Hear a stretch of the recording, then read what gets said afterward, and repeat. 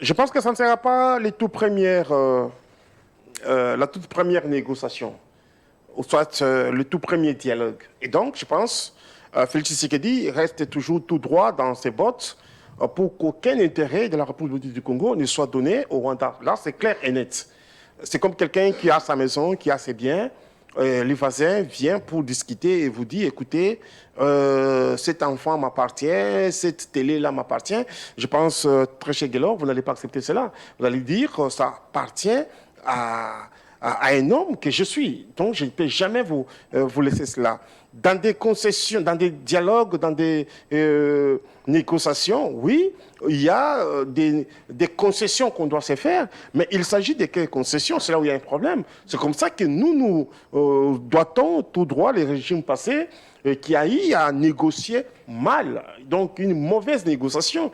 Nous restons dans la logique de Lumumba, de Etienne Tshisekedi, de Laurent Désiré Kabila, pour dire ne jamais trahir le Congo. Et donc, ce qui est aux Congolais reste aux Congolais. Personne ne viendrait prendre cela, tout simplement parce qu'il s'appellerait Kagame. Moi, je suis content et je suis confiant en mon président de la République, Félix Tshisekedi, parce que celui-ci ne va pas parler d'eau de la cuillère lorsqu'il s'agit des intérêts du Congo, lorsqu'il s'agit du Congo. Vous savez, j'ai eu la chance de diriger la JDPC Gombe. À chaque fois que j'ai rencontré Etienne Tshisekedi ou Amulumba, il ne cessait de nous dire il faut aimer les Congos et les Congolais. Et donc, c'est de la ADN de Félix Tshisekedi. On ne peut jamais trahir les Congos, on ne peut jamais trahir les Congolais. Voilà pourquoi nous disons, même si ils arrivaient à négocier, à se rencontrer, Tshisekedi restera dans sa position, celle de défendre les intérêts des Congolais et Congolais. Donc, c'est très important. Bon, vous dites que Tshisekedi avait dit jamais il doit rencontrer Kagame. Vous savez, la politique est dynamique. Lorsqu'il s'agit de rencontrer même son diable pour la paix, bien entendu, de son peuple, il faut le faire afin que nous puissions vivre dans la quiétude. Tshisekedi a refusé de rencontrer les messieurs. C'est lui qui a voulu rencontrer Félix Tshisekedi, de par, bien entendu, les interventions des uns et des autres, de par... non, c'est Tshisekedi qui avait émis le vœu en premier. Jamais, ce n'est pas Tshisekedi qui avait émis le vœu en premier. Tshisekedi avait refusé, c'est les messieurs qui a demandé pour rencontrer Tshisekedi. Et donc nous disons, s'il s'agit du peuple, Tshisekedi, comme l'a toujours dit, les peuples, c'est les salis, c'est la loi suprême. Et donc, je ne vois pas pourquoi est-ce qu'il doit refuser. Mais ce qui est important est que dans son sac de négociations, dans son sac de cette rencontre-là, eh bien, les intérêts des Congolais et Congolais restent et resteront idéaux. Il va vous parler. Vous savez, cette question, moi, à ma connaissance, personne du M23 n'a été à Kinshasa. Non, le chef d'État dit. Peut-être que vous n'avez pas suivi. Moi, le chef d'État a reconnu qu'il était à Kinshasa, mais seulement c'était à son insu, c'était sur l'invitation de l'ancien ministre de l'Intérieur. J'ai dit, à ma connaissance, moi, Félix Kaimbe, je n'ai pas les informations que le chef de l'État a. Je vous donne l'information, parce que le chef de l'État l'a dit devant nous. Je vais vérifier pour savoir si le chef de l'État a dit. Je vous rassure déjà, parce que... Non, tu ne dois pas me rassurer sur les plateaux de télévision, quand même. Si ce n'était pas le cas, je ne peux en aucun cas prendre ces risques. Bon, si le chef de l'État... Je vous rassure, pourquoi? Parce que le chef de l'État avait reconnu que le M23 était si le chef de l'État... Seulement, c'était à son insu et que c'était sur invitation du ministre de l'Intérieur. Si le chef de l'État... Ex-ministre de l'Intérieur. Si le chef de l'État aurait reconnu cela, et donc je pense il y a les dangers qu'il faut apprécier à des niveaux différents. C'est-à-dire? Pour que vous puissiez dire, l'ex-ministre de l'Intérieur avait lancé une invitation au M23 ici à Kinshasa, et qu'est-ce que le M23 avait fait ici à Kinshasa? Voyez-vous? Et donc, il y a les niveaux de responsabilité qu'il faut établir pour que nous puissions arriver à une décision finale. Point barre.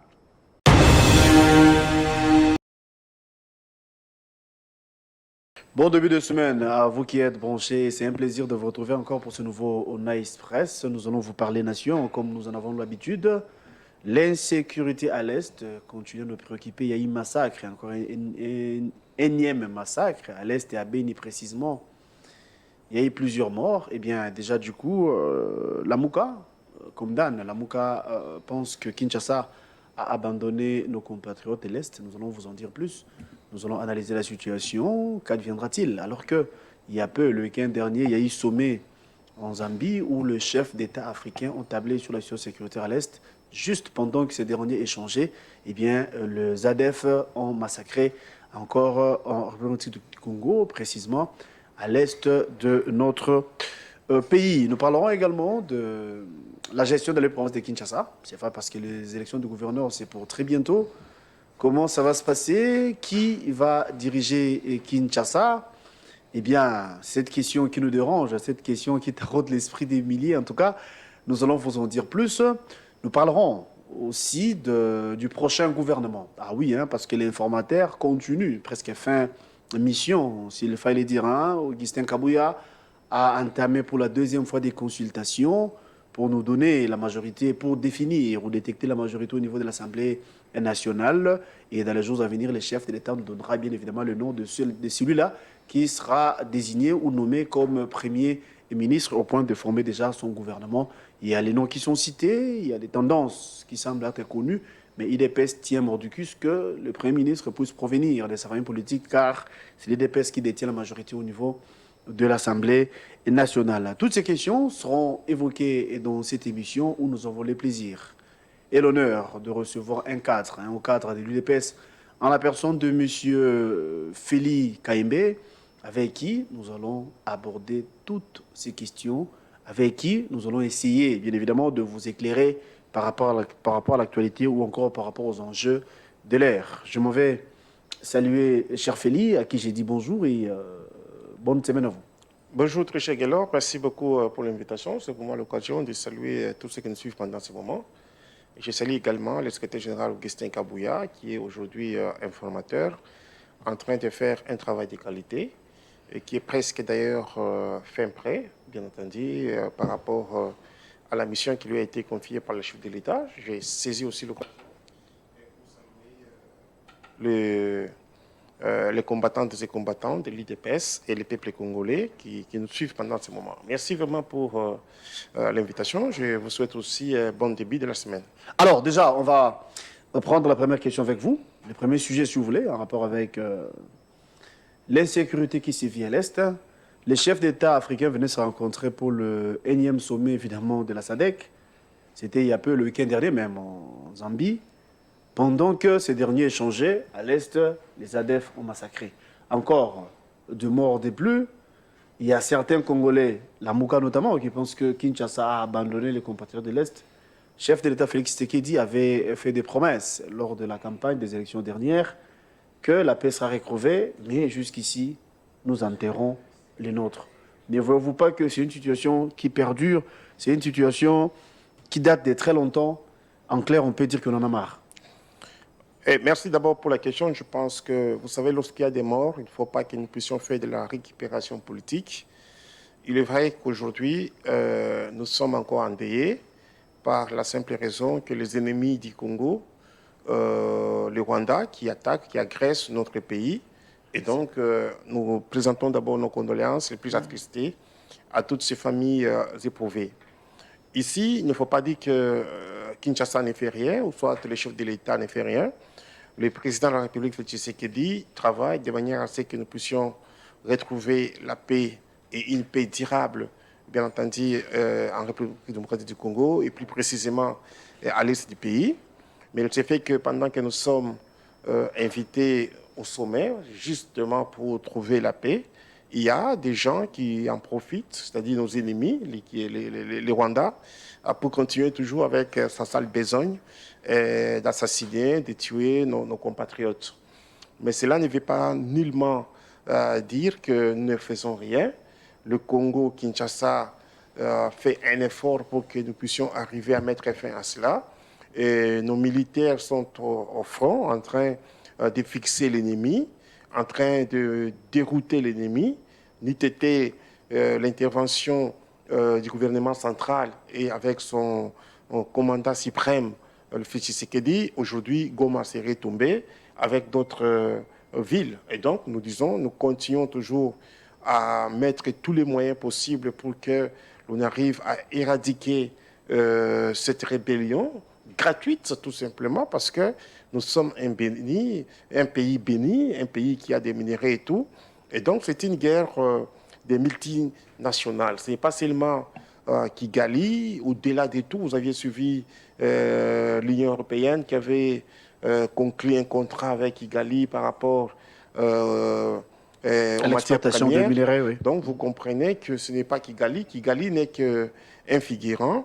Mais nous, nous disons, il faut que nous puissions aller jusqu'au bout. La détermination de son Excellence, Monsieur le Président de la République, Félix Tshisekedi, de retourner la paix, bien entendu, d'instaurer la paix à l'est du pays, reste en cours d'application et nous y travaillons. Et certainement, nous allons arriver à accorder la paix à nos compatriotes de l'est du pays et à tous les pays entiers. Comment se comportent nos soldats, nos FARDC à l'Est? Est-ce qu'en défensive ou bien on attaque aussi? Si oui, pourquoi on n'arrive pas à récupérer quelques zones occupées? Non, pas plus longtemps qu'avant-hier, nous avions récupéré Kibumba, nous avions récupéré quelques localités. Nous attaquons aussi, mais vous savez que nous sommes une république moderne, un pays qui accepte certaines recommandations internationales lorsque l'on nous demande de cesser les faits pour que nous puissions continuer de l'autre côté avec des discussions et tout. Mais l'ennemi en profite pour saboter cela. C'est comme ça que nous disons. Donc il n'y a que nous qui observons le cessez-le-feu. C'est comme ça que nous disons. Il n'y a que nous qui respectons le principe, comme vous avez dit, alors que l'ennemi, vous l'avez si bien dit, lui, il se comporte en délinquant. Et tout à fait. Vous savez, c'est aussi une façon d'exposer l'ennemi ou Kigali au monde entier pour que tout le monde puisse comprendre qu'ici. Ça, c'est du déjà fait, alors que nos compatriotes meurent. Il y a les gens qui ne comprennent pas ce qu'il faut faire, qui sont assassins, qui veulent à tout prix supprimer la vie de nos compatriotes. Mais pas plus tard qu'avant-hier, nous avions récupéré certaines localités. Et donc, nous croyons certainement au combat qui est le nôtre, parce que ce n'est pas les combats de Tshisekedi, ce n'est pas les combats de l'Union sacrée, mais plutôt c'est les combats des Congolais et Congolais. C'est comme ça que moi, j'ai plaint la Mouka qui vient juste pour de la récupération politique, mais plutôt il faudra que nous puissions voir clair que nous sommes en train de fixer l'ennemi. Nous avons besoin du concours de tout un chacun de nous et pas seulement des gens qui sont là pour observer ce qui se passe et puis venir sur les champs de la honte pour critiquer. Le Congo n'appartient pas seulement à Tshisekedi, le Congo n'appartient pas à KMB, le Congo appartient à tout le monde qui est congolais. Et donc, je pense que lorsqu'il y a des questions sensibles comme ce qui se passe dans ces pays, il ne faut pas seulement doiter les gouvernements ou soit le président de la République, il faut voir sa part de responsabilité dans ce que nous sommes en train de chercher. Mais l'ennemi est en train d'être fixé, l'ennemi est en train d'être saccagé. Vous avez vu avec l'arrivée de la SADC, comment est-ce que nous sommes en train de nous comporter sur le terrain. Et donc, nous disons, c'est vrai, l'ennemi n'a pas encore dit son dernier mot, mais ce n'est pas pour autant que nous allons baisser nos bras et puis les garder comme ça impuissamment, non. En tout cas, vous l'avez si bien dit, mais est-ce que nous devons quelque chose au Rwandais? Nous devons quelque chose au Rwanda? Nous ne devons rien au Rwanda. Nous ne devons rien au Rwanda, mais plutôt, il y a eu un contrat aujourd'hui, ça fait pratiquement 15 ans, lorsque M. Kabila, avec son gouvernement, avait signé avec le M23 et Kigali. Et donc, l'accord du 23 mars. Je pense qu'ici, c'est une question de dire qu'il y a eu un régime qui avait, bien entendu, hypothéqué une partie de notre sol. Et nous sommes en train de faire en sorte que nous puissions récupérer cela. Nous ne devons rien au Rwanda, mais plutôt c'est le Rwanda qui est un pays malsain, un pays voyou, qui envie, bien entendu, nos richesses du sous-sol pour venir exploiter cela d'une manière tout à fait inégale et irrégulière. Et voilà pourquoi est-ce que nous sommes soumis à cette guerre sauvage. Et donc, nous disons, rien, alors rien, la République du Congo ne doit au Rwanda. Nous comprenons tout simplement que ce sont des gens qui n'ont pas des matières premières, qui n'ont pas des richesses, mais qui veulent vivre sur les dos de la République du Congo, ce qui ne doit pas être accepté. Pourtant, lorsque Tshisekedi est arrivé au pouvoir, la première des choses, il avait manifesté sa bonne volonté, sa bonne foi de participer, bien entendu, au développement de l'Afrique tout entière. c'est-à-dire les pays qui sont voisins pouvaient faire des contrats donnant-donnant pour que chacun de nous puisse se retrouver. Et donc, mais les gens n'ont pas voulu cela. Est-ce qu'on Ils ne peut ont pas voulu qualifier venir ça aussi, exploiter nuitamment. Cet acte ce ne n'est peut pas bien. être qualifié d'une haute trahison. Pourquoi? Parce que depuis la nuit de temps, tous savons que le Rwanda nous agresse, les Rwandais nous envient, vous l'avez si bien dit. Alors, à l'avènement du chef de l'État, Félix Tshisekedi, il a mis en place cette collaboration, cette coopération entre nous et le Rwanda pour que le Rwandais ou le Rwanda puisse exploiter nos minéraux, notamment l'or. Est-ce que ce n'était pas une manière de subventionner encore le Rwandais? Non, non, ce n'était pas une manière de subventionner les Rwandais. Vous savez, lorsque les Rwandais ou les Rwandais opéraient dans notre pays, et donc rien n'est resté dans les pays en termes, bien entendu, de coopération. C'était une exploitation tout à fait illégale et irrégulière.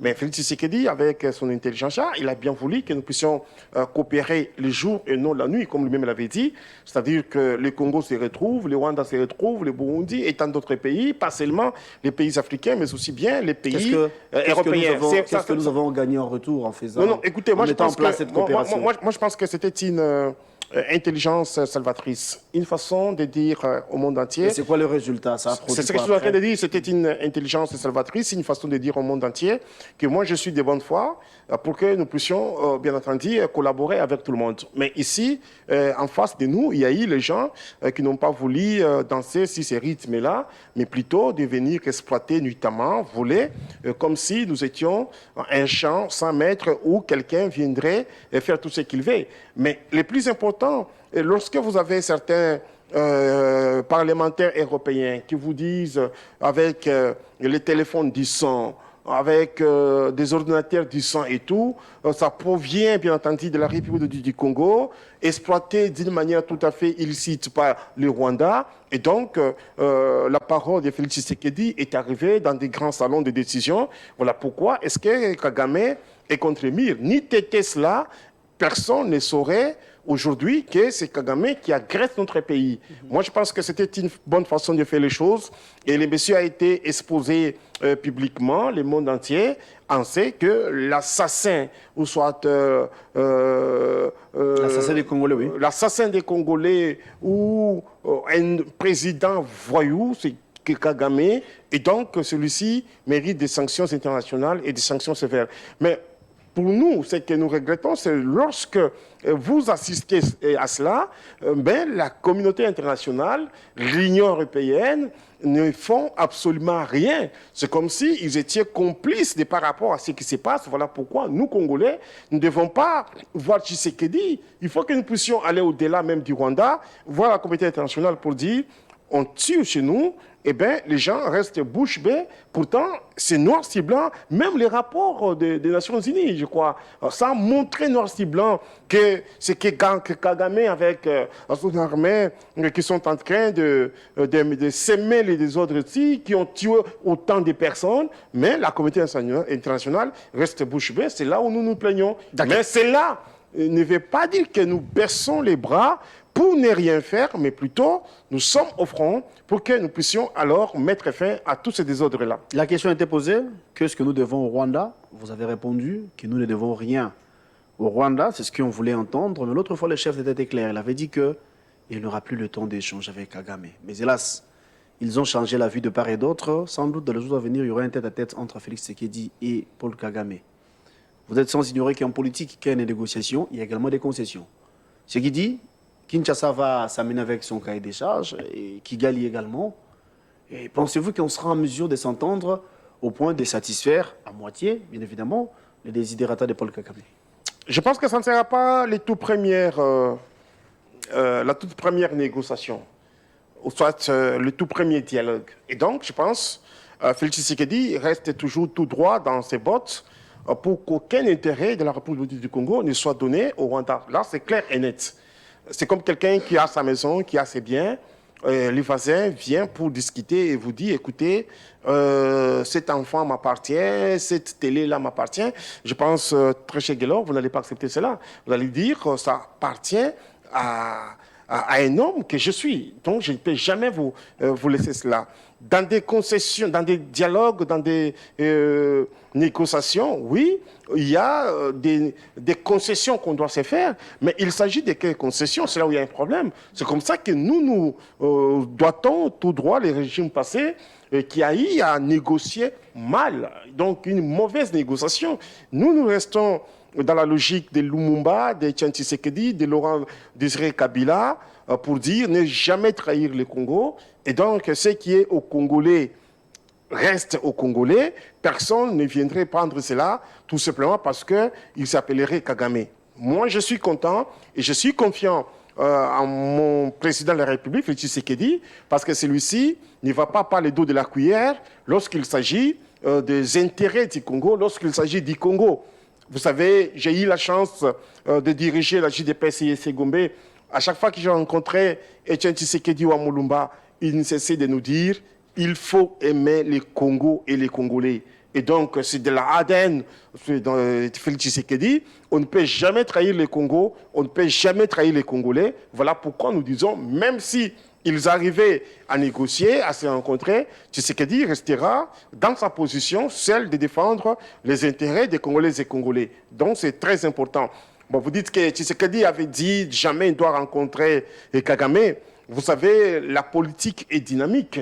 Lorsqu'il s'agit de rencontrer même son diable pour la paix, bien entendu, de son peuple, il faut le faire afin que nous puissions vivre dans la quiétude. Tshisekedi a refusé de rencontrer les messieurs. C'est lui qui a voulu rencontrer Félix Tshisekedi, de par, bien entendu, les interventions des uns et des autres, de par... non, c'est Tshisekedi qui avait émis le vœu en premier. Jamais, ce n'est pas Tshisekedi qui avait émis le vœu en premier. Tshisekedi avait refusé, c'est le monsieur qui a demandé pour rencontrer Tshisekedi. Et donc nous disons, s'il s'agit du peuple, Tshisekedi, comme l'a toujours dit, les peuples, c'est les salis, c'est la loi suprême, et donc je ne vois pas pourquoi est-ce qu'il doit refuser, mais ce qui est important est que dans son sac de négociations, dans son sac de cette rencontre-là, eh bien, les intérêts des Congolais et Congolais restent et resteront idem. Est-ce que la paix se négocie ou bien la paix s'impose? Écoutez, il y a... Bon, moi je suis, je vais dire, auditeur international. J'ai fini mes études au Tchèque. J'ai salué le président de la République qui nous avait fait honneur pour nous donner nos diplômes. La paix, on la gagne au deux fronts. On peut gagner la paix au front militaire. On peut aussi gagner la paix au front diplomatique. Et donc, quand on parle de la diplomatie, c'est la négociation, c'est les dialogues, c'est l'échange. Donc, moi, je pense qu'avec Félix Tshisekedi, nous sommes aux deux fronts. D'un côté, nous sommes au front militaire et de l'autre côté, nous sommes au front diplomatique. Mais la paix la plus sollicitée, la plus désirée, c'est la paix diplomatique parce que là, il n'y a pas le sang qui doit... Qui naturellement arrive après la confrontation. La confrontation, nous sommes dedans. La confrontation, nous sommes dedans. Vous aviez vous-même appris, dernièrement, on disait, écoutez, Goma a pu tomber. Mais qu'est-ce qui a fait que Goma ne puisse pas tomber? C'est parce qu'on n'a pas affronté l'ennemi. J'ai dit non, nous avions affronté l'ennemi, nous avions repoussé l'ennemi jusqu'à arriver même dans des collines où nous avions récupéré et l'ennemi s'est retiré. Donc je pense que c'est le plus important. Ici, moi, je vois Félix Tshisekedi avec... un bâton, bien entendu, militaire et un autre bâton diplomatique. Nous sommes en train d'avancer avec les deux bâtons et voilà qu'on nous sommes presque au bout du tunnel pour que nous puissions accorder la paix à nos compatriotes. Vous avez reconnu sur ce plateau que dans une concession, dans une négociation, il y a toujours des concessions et que pour les cas échéants, nous ne devons rien au Rwanda. Si Kagame pense qu'il va nous ravir nos terres, ça ne sera pas possible du coup parce que le chef de l'État ne va pas accepter. Mais si, par exemple, on ne s'improvise pas en prophète des malheurs, mais s'il s'avérait que Kagame maintient sa position de nous agresser, de tuer de nos compatriotes au point de nous récupérer quelques territoires, qu'adviendra-t-il? Bon, je ne peux même pas aller dans le sens de dire si Kagame arrivait à tuer nos compatriotes, à récupérer quelques territoires et tout. Écoutez, nous ne sommes pas une république où il n'y a personne. Nous avons quelqu'un qui a été voté par les Congolaises et Congolais, qui s'appelle Félix Tshisekedi, qu'on appelle dans la Constitution lui reconnaît les droits des garants des bons fonctionnements des institutions et les commandants suprêmes des forces armées et de la police. Et donc, nous allons répondre à cela d'une manière tout à fait responsable. Je vois pas, c'est-à-dire, notre armée doit aller jusqu'au bout. Au moment où nous parlons, notre armée est au front. L'armée n'est pas, je ne sais pas, au centre-ville. L'armée est au front. Voilà pourquoi je vous ai dit à l'entame de cette émission que nous avions récupéré pas mal de territoires, pas mal de localités. Et donc, nous disons, nous et des cités, nous continuons toujours à défendre les territoires nationaux. C'est le plus important. Moi, j'ai suivi dernièrement le vice-premier ministre de la Défense, Jean-Pierre Mbemba, avec Christian Kiwewe, qui est le chef d'état-major général, à Kananga, où ils sont partis libérer ou faire reconnaître, si vous voulez, les militaires qui ont fini leur formation. Félix Tshisekedi lui-même en a eu autant des jeunes gens qui sont partis à la formation militaire, aujourd'hui qui sont opérationnels sur le terrain, et donc nous sommes en train de travailler pour que l'on arrive à trouver une solution à cela. Nous ne pouvons jamais laisser le boulevard ouvert à Kagame de venir faire tout ce qu'il veut. Nous sommes ces grands pays et je crois certainement, d'ici là, vous allez voir, la donne doit changer. Pourquoi? Parce que Félix Tshisekedi nous l'avait promis, à la moindre escarmouche, vous allez voir ce que je dois faire. Nous sommes lui-même... Alors, il y en a eu plusieurs. Hein. Non, il a confirmé dans votre point de presse, lorsque vous l'aviez réussi au studio Maman Gribi, nous n'avons pas encore le Sénat, nous n'avons pas encore les bureaux de l'Assemblée nationale, et donc il faut essayer que nous puissions installer les bureaux de l'Assemblée nationale et le Sénat. À ce moment-là, s'il faut convoquer des chambres réunies en congrès pour demander l'autorisation de la guerre, ça doit être fait.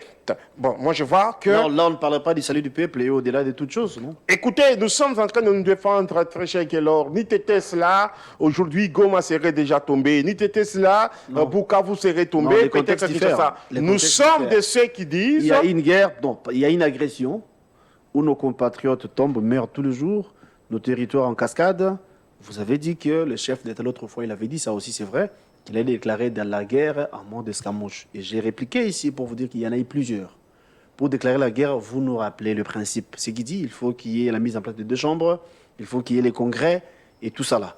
Par rapport à ce que vous avez dit, parce que j'ai retenu ça de vous, les salis du peuple qui passent au-delà de toutes choses, est-ce qu'on peut mettre ça en application pour déclarer la guerre parce que nos compatriotes tombent? Non, on ne peut pas. Vous savez, il y a où il faut parler du salut du peuple qui est au-dessus de tout. Mais ici, lorsqu'il faut déclarer la guerre, il faut qu'il y ait l'autorisation, bien entendu, des chambres réunies en congrès. Et donc, lorsque Tshisekedi ne peut pas prendre cette décision suprême, si Félix Tshisekedi nageait à contre-courant par rapport à cela, on va dire, écoutez, il a violé la Constitution. Et puisque c'est un respectueux, un démocrate né par rapport à la respectabilité, bien entendu, de la Constitution, voilà pourquoi nous attendons à ce qu'il y ait toutes les 2 chambres qui doivent être installées. Moi, je pense, en attendant cela, il y a un travail qui s'est fait de qualité sur le terrain avec notre armée. Il faut que nous puissions aussi saluer cela. Et nous continuons à fixer l'ennemi jusqu'à quel point nous allons les bouter sur le territoire congolais. C'est le plus important. La justice nous intéresse également. Il y a lieu d'en parler parce que ça fait jaser, ça fait couler encre et salive. La levée du moratoire de la peine de mort. D'aucuns pensent que le moment n'est pas bien choisi. Vous qui êtes du pouvoir, vous soutenez cette prise de position. Bien savoir, ou encore pour ceux qui ne savent pas, titre de rappel, c'est un gouvernement qui expédie les affaires courantes. Une mesure qui a été prise en 2002, si je m'abuse, au niveau de l'Assemblée nationale. Aujourd'hui, un gouvernement démissionnaire prend la mesure de la levée du moratoire. Qu'est-ce que vous en dites? Depuis d'abord, il faut dire que ce n'est pas le gouvernement qui a pris cette initiative. Donc l'initiative est venue du président de la République. Et le président de la République n'assure pas les affaires courantes. Il a été élu comme président de la République et donc Circulaire signée par la ministre, ministre de la Justice, Mme Rose Mutombo. C'est le chef de l'État qui a donné la matière. Vous savez que le chef de l'État, dans notre Constitution, a droit aussi de proposer, si vous voulez, une loi. Si vous dites Voilà. ça sera encore une violation de la loi. Parce Ce que n'est pas, si vous dites ça sera une violation. Ce n'est Parce que pas- c'est la ministre qui a signé la lettre. Ce n'est Quand pas- vous dites que la décision est venue du chef de l'État, ce n'est pas sur ordonnance. Ou, Ce n'est on a lu, ce n'est pas. Écoutez, lorsqu'il y a ce qu'on appelle les conseils des ministres, vous savez qu'est-ce qu'il y a? Ce sont des matières différentes, sur des différents secteurs qu'on amène là-bas. On en discute et puis on prend la décision. Même les ministres dans son secteur, pas seulement Madame Rose Mutombo, chaque ministre dans son secteur, il amène la matière au niveau du conseil, on en discute et on délibère et puis ça devient maintenant la décision du gouvernement. Vous voyez? Mais il y a restriction. Et les patrons, Il y a restriction. s'il vous du plaît, pouvoir, s'il vous plaît. Vous savez, parce que Non, s'il vous plaît. ils Là, expédient les affaires courantes. Comme on il n'y a dit. pas question d'expédier les affaires courantes. Ici, il s'agit de la République démocratique du Congo. Il s'agit des questions sensibles pour que nous puissions doter de lois pertinentes, fortes en notre pays. En clair, pour nous est-ce que la puissions qualité faire cela. Est-ce Et que la qualité, et la qualité, pourquoi? Parce qu'elle continue à travailler comme elle a travaillé hier et aujourd'hui. Non, l'autre fois, elle avait la signature comme ministre. Ce qui n'est pas Elle a le cas maintenant. elle a toujours la signature. Mais comment vous définissez quand on dit un gouvernement démissionnaire? Un gouvernement qui expédie bien évidemment les affaires courantes. Ne voyez-vous pas qu'il y a une différence? Donc, écoutez, moi je pense que la question... Même sur le plan administratif. Mais la question que nous devons nous poser ici, est-ce que c'est une bonne décision ou une mauvaise décision? La réponse est, c'est une bonne décision. Non, nous ne Pourquoi? sommes pas Parce encore. que... On en parlera. Bon, Oui, mauvaise, parce que- on va évoquer. Non, écoutez, mais la procédure d'abord. la Est-ce que procédure- les la normes proc- ont été respectées. La procédure est bonne. Vous voulez me dire ici, avec... je vous pose Non, des écoutez, questions. vous avez posé la question, laissez-moi vous répondre. D'accord. La procédure a été respectée, la procédure est bonne. Vous voulez me dire ici, s'il y a une catastrophe, je ne sais pas, dans une province ou dans une autre, les ministres des Affaires sociales ne peuvent pas s'y rendre parce qu'ils estiment les affaires courantes. Vous voulez me dire ici, si à Goma là-bas, où Jean-Pierre Mbemba y était récemment avec le ministre, le chef d'état-major général, quand Goma était menacé, Jean-Pierre Mbemba ne peut pas s'y rendre parce qu'il estime les affaires courantes. Vous voulez me dire si nous avons une pénurie... Apparemment, vous avez Non, s'il vous plaît. Vous avez indirectement répondu à la question précédente. S'il vous plaît. C'est qu'il dit qu'il n'y a pas lieu Non. d'attendre le décembre pour déclarer la guerre. Ici, C'est ce que vous dites il y a autrement. lié parce qu'il faut qu'il y ait autorisation, très cher Guélor. Et ce n'est pas Félix Tshisekedi, individu, qui s'élève chez lui à la cité de l'OIA et qui déclare la guerre. Vous allez parler de la violation, bien entendu, de la Constitution. Je vous ai fait comprendre ici, pour que Tshisekedi déclare la guerre, il faut qu'il y ait l'autorisation de deux chambres réunies en congrès. C'est clair et net. C'est quoi l'objectif de la levée du moratoire de la peine de mort? L'objectif, bien entendu, c'est de décourager, si vous voulez, les traîtres de la République. C'est de mettre fin à ces gens qui sont des bourgeois de la République aujourd'hui et qui vont en guerre contre la République demain. C'est voir aussi ces généraux qui sont au front, qui complotent avec l'ennemi pour laisser les armes et puis l'ennemi vient prendre, je ne sais pas, un territoire, une cité. Je pense ici, et donc ça remet tout le monde en cause, pour que nous puissions faire le travail valablement. Regardez, depuis que cette décision est prise, je vis, même au front, on commence à se comporter tout à fait en responsable. C'est que pour dire, il y avait de la complicité là-bas, mon cher ami. Nous ne pouvons jamais accepter que les gens puissent se permettre de tout, et puis nous disons, le pays doit se développer. Les pays ne se développent pas d'une manière tout à fait irresponsable. Les pays se développent lorsque nous mettons les lois qu'il faut pour protéger la République. Regardez à Dubaï, où vous êtes souvent parti, cher Guélor. Lorsque vous volez, on vous coupe la main. Lorsque vous faites quelque chose de mauvais, on vous tue. Cela veut dire, on a mis les mécanismes, bien entendu, qui limitent une personne à poser les actes irresponsables, des actes immoraux, des actes d'assassinat. Quel organe, quelle structure est censée détecter les traîtres, détecter ceux-là qui vont aller à l'encontre de la loi fondamentale de la nation? Les parquets sont là. La justice est là. La justice. Alors, Oui, la justice est là c'est parce ce que je voulais entendre. même moi, La individu, justice. Mais avec, individu qui n'ai pas fait le droit, je sais comprendre que Jean-Jacques Mamba, c'est un traître. D'accord. La justice, vous l'avez si bien dit. Nanga, c'est un traître. Avec une justice malade. ce genre de mesures, ce genre de décisions, pensez-vous qu'il n'y aura pas le dégât, il n'y aura pas le bévu? Bon, je pense que lorsque nous parlons de la justice malade, vous faites allusion à la déclaration du président de la République. Sans autant contredire le chef de l'État, il y a quand même quelques personnes qui se définissent, qui se démarquent aussi, comme le chef lui-même l'avait dit. Et donc nous croyons qu'il n'y aura pas d'y laisser aller, laisser faire, mais plutôt il y aura les droits qui seront dits d'une manière tout à fait responsable. Écoutez, moi je pense que nous sommes allés au-delà même de la justice avec cette loi-là. Pourquoi? Parce que même ceux qui rendent le jugement, même ceux qui disent les lois, les droits, sont aussi prénables par rapport à cette loi-là. C'est que pour dire, s'il y a quelqu'un qui doit s'hasarder, corps juridique soit-il, corps médical soit-il, je ne sais pas qui, eh bien, il aura à vivre ou à être sanctionné d'une manière à la rigueur de la loi. À la rigueur de la loi. Et pensez-vous que la mise en application de la mesure fera ce que la paix soit recouvrée à l'Est? Pensez-vous que la mise en application de la mesure fera ce que les phénomènes Kuluna puissent prendre fin? Tout à fait. Vous savez, les lois sont là pour réglementer le fonctionnement d'une organisation, d'un pays, d'un secteur. Et donc, lorsque l'on réfléchit à haute voix comme cela, c'est pour dire, écoutez, si nous appliquons ça, il y aura un taux faible par rapport, bien entendu, à ce que nous sommes en train de vivre aujourd'hui. Personne n'accepterait d'être pendu au stade des martyrs. Personne n'accepterait de recevoir des balles au stade des martyrs. Ou soit d'être posé sur une chaise électrique. Donc je pense, la mesure ou la loi concerne les traîtres. Ceux-là qui concerne les traîtres, trahir la nation. Oui.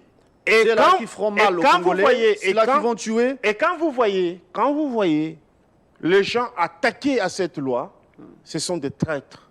Ce sont de nos patriotes. Ils se disent, écoutez, je suis concerné. Mais les gens qui soutiennent cette proposition de loi sont des gens normaux, les patriotes, qui se disent, écoutez, nous sommes du côté de la République.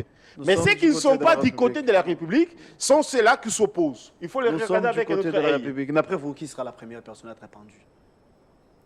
Nanga. Je vous prends un exemple. Nanga, oui, vous n'avez pas tort. Nanga, Jean-Jacques Mamba. Si on arrive seulement à les avoir, hein, parce que jusqu'ici on peut... On doit les avoir, on doit les avoir. C'est la prière de tout et chacun. Mais pour les cas de l'ancien ministre de l'Intérieur, qui avait lancé une invitation M23, ici à Kinshasa, ils ont passé le temps, le jour, le mois ici, ils ont retourné, c'était à l'insu du chef de l'État. Ne voyez-vous pas qu'il sera considéré également comme un traître? Non? Vous savez, cette question, moi, à ma connaissance, personne dit M23 n'a été à Kinshasa. Non, le chef d'État dit. Peut-être que vous n'avez pas suivi. Moi, le chef de l'État a reconnu qu'il était à Kinshasa, mais seulement c'était à son insu, c'était sur l'invitation de l'ancien ministre de l'Intérieur. J'ai dit, à ma connaissance, moi, Félix Kaembe, je n'ai pas les informations que le chef de l'État a. Je vous donne l'information, parce que le chef de l'État l'a dit devant nous. Je vais vérifier pour savoir si le chef de l'État a dit. Je vous rassure déjà, parce que... Non, tu ne dois pas me rassurer sur les plateaux de télévision quand même. Si ce n'était pas le cas, je ne peux en aucun cas prendre à ces risques. Bon, si le chef de l'État... Je vous rassure, pourquoi? Parce que le chef de l'État avait reconnu que le M23 était si le chef de l'État... Seulement, c'était à son insu et que c'était sur invitation du ministre de l'Intérieur. Si le chef de l'État... Ex-ministre de l'Intérieur. Si le chef de l'État aurait reconnu cela, et donc je pense il y a les dangers qu'il faut apprécier à des niveaux différents. C'est-à-dire pour que vous puissiez dire, l'ex-ministre de l'Intérieur avait lancé une invitation au M23 ici à Kinshasa, et qu'est-ce que le M23 avait fait ici à Kinshasa? Voyez-vous? Et donc, il y a les niveaux de responsabilité qu'il faut établir pour que nous puissions arriver à une décision finale. Point barre. Alors du gouvernement prochain. Il y a lieu d'en parler parce que votre secrétaire général, aujourd'hui nommé informateur, il avait fait la première session. Là, maintenant, il en a la deuxième. C'est qu'il dit, hein, la première tranche. Le chef de l'État avait demandé de continuer encore le travail. Les consultations se poursuivent. Où est-ce qu'il en est? Il avait dit qu'il a premier réservé au chef de l'État, ça c'est vrai. Mais on peut dire qu'il a fini déjà son boulot et que nous aurons le gouvernement prochain, très prochainement. Passez-moi la tautologie. Et d'abord, merci beaucoup pour cette question. Je pense que le secrétaire général Augustin Kabouya, qui j'appelle affectueusement l'infatigable secrétaire général Augustin Kabouya, l'informateur, il y a eu des phases, bien entendu, dans son travail ou dans sa mission de l'informateur. La première phase, c'était celle d'identifier d'abord la majorité parlementaire, une phase théorique, et la deuxième phase, c'était la phase technique, c'est-à-dire de confirmer réellement ce qui a été consulté en amont, si ça s'est passé comme cela en aval, bien entendu, après les arrêts de la Cour constitutionnelle. Okay. Et donc, vous avez vu certains partis politiques qui ont révi leur à la baisse leur quota en termes de députés, et d'autres partis politiques ont grimpé. Ça, c'est l'UDPS qui a grimpé. Pas seulement l'UDPS. Oui, qui a rajouté sur sa liste 5 députés. Pas seulement l'UDPS, j'ai vu aussi le parti de Vital Kamerhe, l'INC. J'ai vu aussi un regroupement qui avait 2-3 députés qui sont arrivés à 5. Ce n'est pas seulement l'UDPS. Donc moi, je me dis, à cette phase technique ici, le secrétaire général Augustin Kabouya a fait un travail de qualité. Il est presque à la fin, bien entendu, de ce travail-là. Je pense, si pas aujourd'hui ou demain, il doit devoir remettre le rapport final à son Excellence, Monsieur le Président de la République, Félix Tshisekedi, pour qu'à son tour, puisse alors nommer les premiers ministres. Donc, en définitive, si vous voulez... Qui n'aura pas un grand travail, hein, donc il sera en mesure de mettre son gouvernement d'un peu.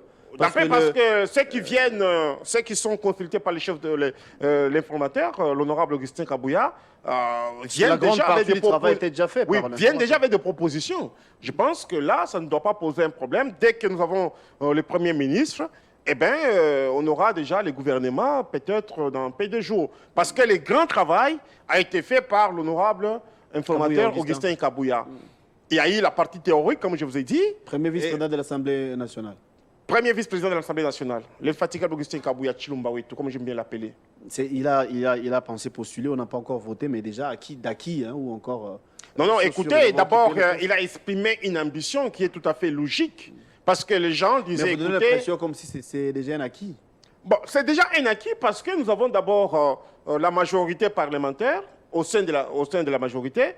En plus de ça, nous avons l'Union sacrée qui a plus de 470 députés. Donc, c'est déjà un acquis. Pourquoi? Parce qu'il s'agit des négociations au niveau du présidium. On dit, nous allons prendre ça, vous allez prendre cela. Je ne vois pas pourquoi est-ce que ça doit rater. Donc, nous disons déjà... Est-ce que la démocratie... Il s'appelle vice-premier président.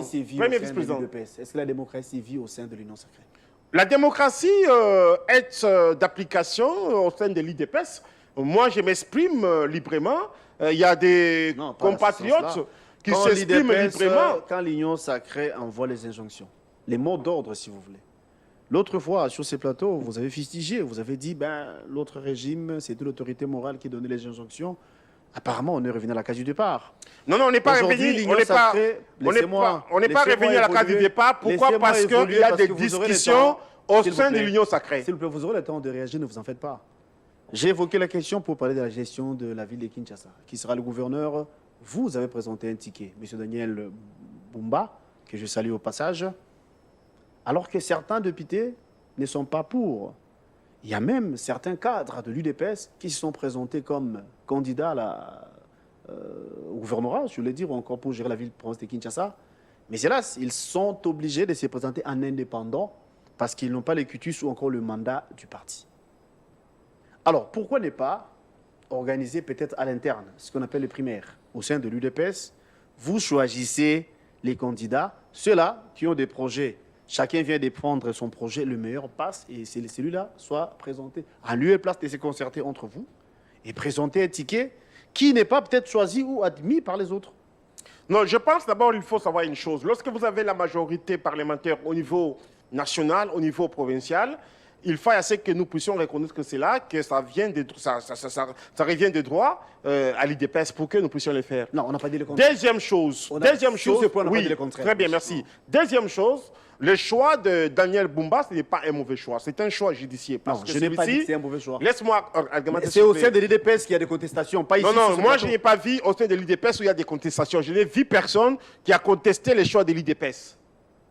Porter si la personne de Daniel Bumba. Je n'ai pas vu personne contester cela. Au cas contraire, il a été accueilli, applaudi par tout le monde. Moi, j'étais à la matinée politique lorsque j'étais à la matinée politique lorsque le secrétaire général Augustin Kabouya est venu Imposer avec Daniel Bumba. pas imposé, il est venu nous le présenter.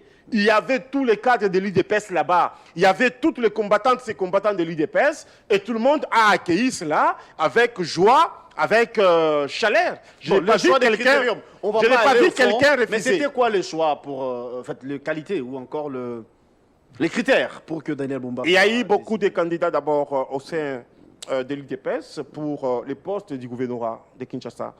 Ils ont eu à présenter leurs projets. Après avoir présenté les projets, on a trouvé que les projets de Daniel Bumba étaient meilleurs pour le développement de la ville-province de Kinshasa. Il avait défendu son projet? Il a défendu son projet. Il y a eu même... Devant les concurrents, ok. Il y a eu même certains... C'est cette information que l'on n'avait pas. Voilà, il y a eu même certains, certains de ses collègues qui étaient candidats, l'ont appuyé pour dire, en tout cas, c'est toi qui as amené un bon projet et nous acceptons que tu sois les tickets. Et le secrétaire général Augustin Kabouya a intervenu cela. Vous savez, chez nous, à l'IDPS, c'est quoi? Il n'y a pas de l'imposition. Il n'y a pas de la dictature. Le secrétaire général Augustin Kabouya, c'est un démocrate né. Il laisse libre expression aux uns et aux autres. Et au moment venu, lorsqu'on a la solution finale, il entérine et il avance les choses. Mais s'il trouve que les choses bloquent quelque part, étant le numéro 1 du parti, il intervient pour que nous puissions voir clair, point. Félix Kaembe, je rappelle pour ceux qui ne savent pas, vous êtes cadre au sein de l'UDPS. Je suis cadre de l'UDPS. Oui. Au cadre de l'UDPS, c'est aussi bien coordonnateur de la dynamique des intellectuels acquis au changement. L'émission touche à sa fin. Une dernière question, parce qu'il y a lieu d'en parler. Vous étiez aux obsèques du feu Chéribin Okende. Au-delà de ça, il a été inhumé. Il y a l'ancien ministre député, comment il s'appelle encore,